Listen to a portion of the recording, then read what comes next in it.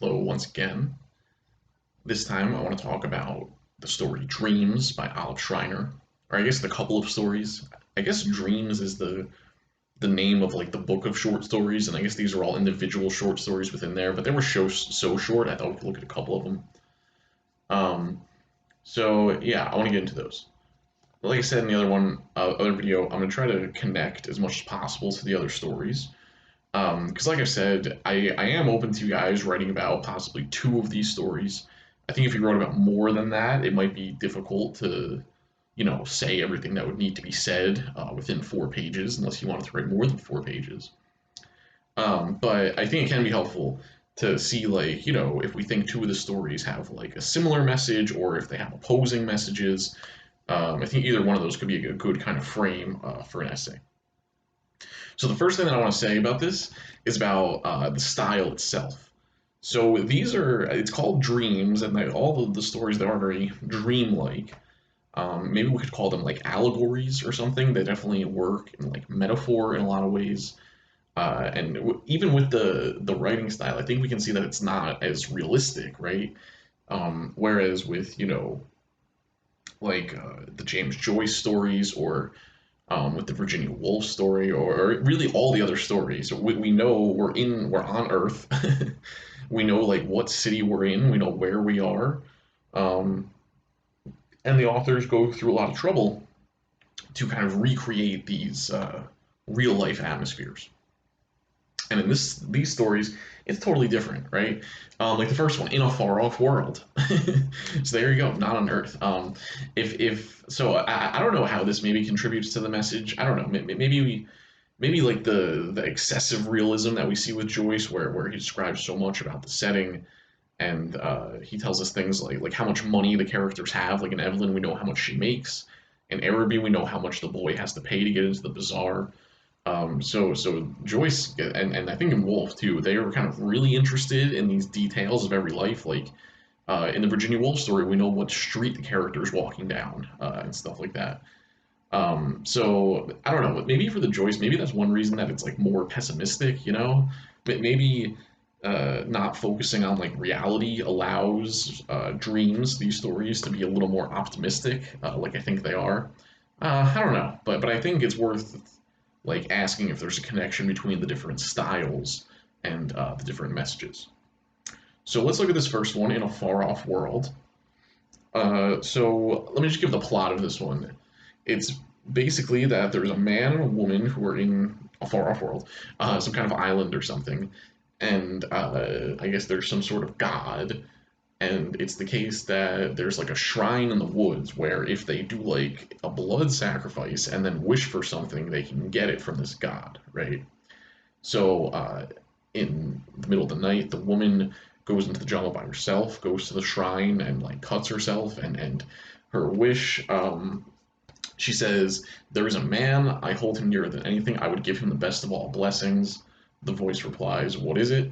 The girl said, "I know not, but that which is most good for him I wish him to have."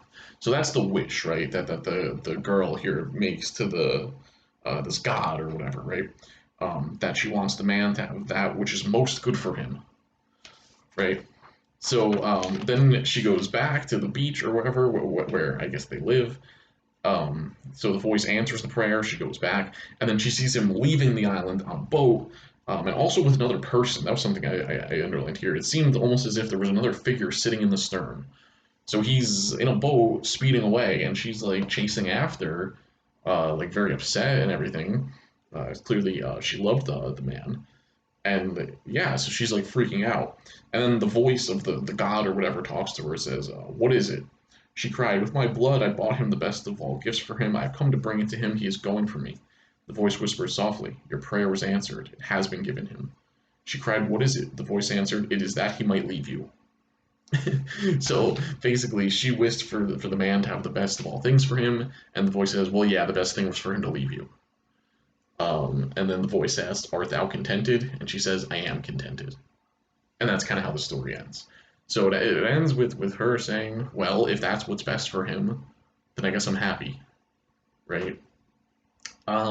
So I think that this fits in with the kind of like the way that we've been looking at women as being like forced to be self-sacrificial or to just only care about others and not about themselves, like we looked at with Evelyn, um, or something else that we've also been talking about, which is this kind of like possessive or controlling conception of love that we saw in The Stranger and maybe also sort of in Araby. Okay, so here's how I think this works. We could read the ending of this, her being happy that the man has what's good for him, even though it's bad for her. We could read this as the story kind of supporting the like self-sacrificial attitude towards women, the idea that women should just take care of other people to their own detriment, even if it hurts them, they should do what's good for others. So we could see the stories kind of supporting that, which I think would be kind of a sexist message, right? Like her being happy that even though it's like bad for her, she's happy that he got what he needs. It's almost like Evelyn's mother, wasting her life away taking care of the kids or whatever, and never having anything for herself. So we could view it that way, as kind of, I guess we could say, reinforcing sexist ideology in that sort of way. Or we could kind of look at this, and it's, I don't know, maybe kind of a cheesy message, but maybe it's more something like, if you love something, let it go, that sort of thing. Because clearly she loves the man, and she accepts that if it's good for him to leave her, then that's what she wants for him because she loves him. And I think that is, a more accurate picture of like what love is supposed to be or whatever.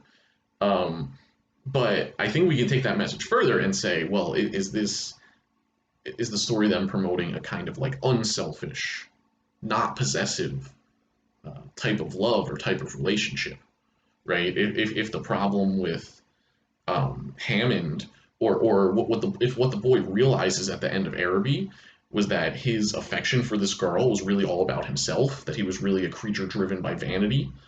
Um, and if in The Stranger we're supposed to see that Hammond is overly possessive, and then that gets in the way of his relationship with his wife, then what we see here is kind of a more positive thing where the character, because they love the other person, wants them to have what is best for them, even if that's not what's best for the woman in the story, right? So it's more of an unselfish kind of love. Maybe what the boy in Araby realizes he needs to pursue, you know? So in that way, we could look at it as kind of going against sexist ideology, right? If sexist ideology would support this kind of like possessive, controlling uh, vision of love, then maybe this kind of undoes that. This goes against that, right? I don't know. Maybe it's also significant though that it's the woman in this case, whereas in Araby and The Stranger, we're looking at a man. So I don't know exactly how that fits in. But yeah, so I think there's kind of these two alternate messages I get from this one. One of them kind of going against sexism, and one of them maybe kind of supporting sexism. So I think that would go either way. All right, I want to move to the next story, The Three Dreams in the Desert. This one is maybe like the most kind of allegorical, This might be kind of confusing if you're not reading it like as metaphor. So this one starts out where she says, there's these two like weird creatures. I guess they kind of look like camels or something. Two great figures like beasts of burden. So I always kind of picture them like some sort of weird camel. And there's two of them, right? And one of them is standing up and looking out across the desert, and there's another one that is like has something on its back, a big package, and it's weighed down and it's like laying on the ground, right? And then there's what is it? I guess a man there that she's talking to. And the man says, "This is woman, the one that's lying on the ground." The narrator asks, "Why does she lie here motionless with the sand all around her?" And the guy answers her, "Well, she's, in the oldest books, she's lying here just like this. In the oldest records, she's still lying here. But they know, but it says now, but it's something that they found the marks of her footsteps. So basically, they know that the creature they're calling woman that it once was able to walk around the earth, but now it's way down and can't get up from where it is. So I think we can read that. I think kind of the way this like metaphor works is that um, the creature that's woman being weighed down is like oppression or like sexism or something like that, or not being treated equally, right? So if the one that's man is able to stand upright and everything, the one that's woman is weighed down and can't stand up. So I think we kind of look at it that way. And then the man kind of tells the narrator like how this happened. She asks, why does he who stands by her not leave and go on? They say that he can't because there's like a band that's attaching them, so they're together. And then while they're watching, the burden that is on like the back of this creature gets cut and is led away and is taken off, right? So then the creature like might be able to stand, and I guess we would have to view the creature that's woman standing up as moving towards equality, or maybe like getting equality or whatever. Um, there's one point where they, yeah, so the narrator asks them, surely he who stands beside her will help her. And the guy answers her, he cannot help her, she must help herself. Let her struggle till she is strong. So I think there's kind of a message in there where she's saying, well, isn't the man one going to help her? And the person she's talking to answers, no, she has to like start doing it by herself. And then later it says like that the one that's supposed to be man like doesn't understand what's going on, or like doesn't realize what the woman one is trying to do, so it can't help. So I think we can take that to mean that the story is saying that when it comes to women in the real world like working towards equality, that at least at the start they think it kind of needs to be women coming together to do it, that like men aren't going to necessarily make it happen. But then they also go on to say that if the one that is woman, it says, let her once stagger to her knees, and that day he will stand close to her and look into her eyes with sympathy. Sympathy. So basically, it says if she can just get started on her own, then the creature that's man will sympathize and help out, maybe. So I guess the metaphor there would be that if women are trying to, get equality or improve their position in society, they kind of have to start. That women are the ones who have to start it, but that maybe once things get going, men can kind of help. I don't know. I guess that would be the message there. And then it ends with the creature actually getting onto its knees, of the woman, the one that is woman, rising from being on the ground and starting to get up, right? So I think we can see that as kind of a positive, kind of optimistic image, right? Of like if it's standing all the way up would be equality, it's at least like started that, right? So I think we can say that the story tries to say that, I don't know, I guess talking about the time period, and this one was written a little bit earlier. I think this one's like 1894 or something like that, so it is a little bit earlier than other stories. But maybe the story is kind of just like identifying the changes that are currently happening in society, that like maybe the author sees women like starting to take that first step towards getting more equality and stuff. So I think that's kind of how we can read that one. It's kind of an optimistic look, and giving us some of these other messages about like the role that men could play in this, and stuff like that. Okay, so then there's the next story, the one with like the river or whatever, right? So we have a woman who's trying to get to the land of freedom, and then blocking the way, we have the river. Was it the river of suffering, the water of suffering through this river, right? So basically, I think in this one, it's like the land of freedom would be, yeah, freedom or some kind of equality or whatever. And the woman's trying to get there, and it's like going through like the struggles of trying to get there. So I think this one is a lot about like how to fight for equality, or how to like resist oppression. So she asks all these questions about the water, and the guy basically tells her like this is going to be extremely difficult. There's no pathway made for you. There's nothing to help you. You have to go and figure it out on your own. And she's willing to do it anyway, right?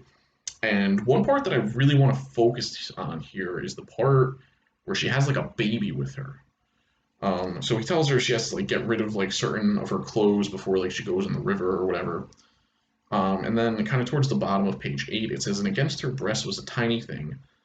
Um, his knees were drawn up to her. He held her breast fast with his hands. So she has like a weird little baby who apparently has like wings, like some kind of angel baby that she's like holding like this, I guess. Um, the guy in this one named Reason says to her, "Who is he and what is he doing here?" And then he tells her, "You have to put him down." And she's like, "No, I'm taking care of him. He's sleeping. I'm going to carry him to the land of freedom. I'll go in the water with him in one hand, and I'll use the stick to get through with the other, and I'll make it through the water." And the guy's like, "Absolutely not. There's no way you can do that. You have to leave him here." And she says, "I will carry him with one arm, the other I'll fight the water." And then he says, lay him down on the ground. When you are in the water, you will forget to fight. You will think only of him. Lay him down. So I think this part we can connect to the conversation we've been having about the messages the stories are sending relating to like motherhood, um, and like whether the role of motherhood is like empowering or whether it like holds women back, right? So in this one, this woman is told you have to leave the baby if you're going to get to this land of freedom that I think is like equality or whatever. So I think for this story, motherhood seems like something that holds them back. That is going to be a barrier towards gaining equality. Because, like it says, when you're in the water, you'll forget to fight. You will think only of him. That basically, and I guess I can kind of see this. I really don't know where I fall down on this, but again, that's not the point. It's about what the stories are saying. Um, so he says, when you're in the water, you'll forget to fight. So I guess it would kind of be that, like, if women have a family, that they're going to be less invested in like the fight for equality because they're gonna be focusing on their family or like raising children. And that in that way, marriage like could keep women from being independent. Yeah, I think the issue of independence is wrapped up in this because it's like, can women use marriage and the kind of domestic role, the traditional gender role, can women use that to find their like a sort of independence, or does that need to be left behind if women are going to be independent? Does having a family just make you more dependent? Does having a child, as being a mother, force you to be more dependent because you can't like go out and do all the same things? And like if we're thinking this in real terms, like if these women had to like do protests or like marches and stuff, like I think it makes sense to see how like having to raise a kid would like complicate that. So, I want to keep this in mind. I'm gonna do a video soon about the Virginia Woolf story, but I think in that one, Mrs. Dalloway in Bond Street, I think that one kind of gives a really optimistic reading of this role of like wife and mother. Like it seems like Mrs. Dalloway um, really thrives in being like the ultimate maternal figure of having the best parties and all this kind of stuff. So I think that is something that I would suggest you guys think about is like according to these stories, how should we look at the role of like mother and wife? Are these things that need to be left behind to gain equality, or can they be used to find some sort of independence like within the system? I don't know. I think the stories come down in different parts of that. Okay, so just to finish up with this one, um, yeah, the woman, she's like about to go, and she's like, I'm alone. This isn't gonna work. I have to go through this whole river by myself, and no one's gonna help me. And then the guy tells her to listen, and she says, I hear the sound of feet 1,000 times 10,000 and thousands of thousands they beat this way. He said, they are the feet of those that shall follow you. Lead on, make a track to the water's edge where you stand now. The ground will have been beaten flat by 10,000 times 10,000 feet. And he said, have you seen the locusts, how they cross a stream? First one comes down to the water edge and is swept away, and then another comes, and then another, and then another, and at last, with their bodies piled up, a bridge is built. So I think that is kind of, I guess, at least according to reason in this story, that is kind of the way to get to the land of freedom, right? Is that you'd have to have so many people try to fight through it, and the first ones are going to fail, right? Because then he says, well, if you go into the river and you get swept away and your body doesn't even build the bridge, well, you've at least made a footprints like leading up to the water so others can follow. So it's all about that, like there's going to have to be people like the first people who sacrifice themselves for the cause in order for the later generations to follow their path and for them to get to the land of freedom. So if we're looking at like what this one says about how to resist oppression or how to try to gain equality, um, I think that's kind of it. That like that people are going to have to like sacrifice their own lives. I don't know, happiness, that they're going to have to get swept away by the water of suffering so that others can pass through. And I guess we could look at that as the work of like organizing and like protesting and a lot of these early women's rights leaders and stuff who were like beaten by police or put in jail, and all this sort of thing. I guess they would be the kind of real analog for that. And then there's the last one, Right, and at the very end, she asked, over that bridge, which shall be built by bodies, who will pass? And he said, the entire human race.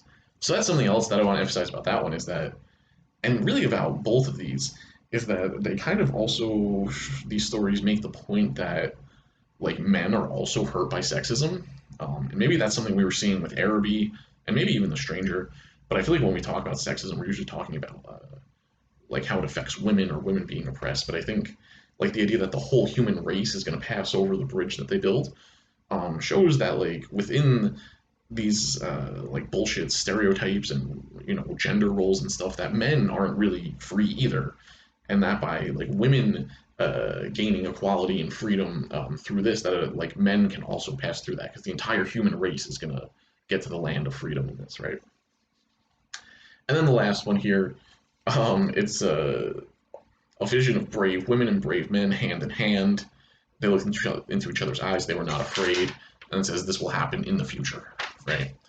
Um, so that one's just kind of like the ultimate optimistic thing of like men and women treating each other equally, like living as partners, and that she sees this in the future. So I think these stories are pretty optimistic, except maybe on the issue of motherhood and how that fits in. But I think in terms of like women gaining equality or like at least having like a movement towards it, I think that these ones are pretty optimistic. All right, that's it for now.